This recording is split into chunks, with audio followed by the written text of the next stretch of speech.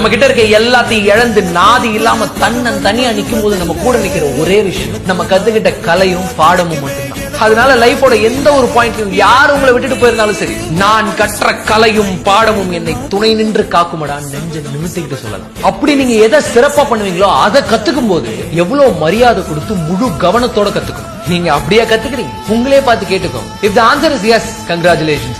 You're going to make it big. But if it's no, இப்பயாவது முழிச்சுக்கோ, wake up.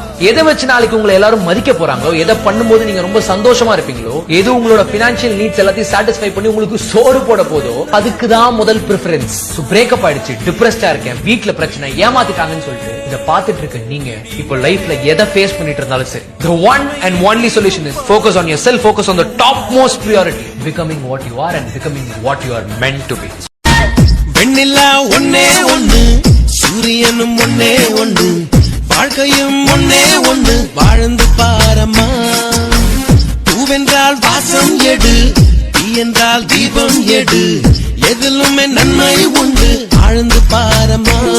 அடகோடை ஒரு காலம், குளிர்வாடை ஒரு காலம், இது காலம் தரும் ஞானம். அட இன்பம் ஒரு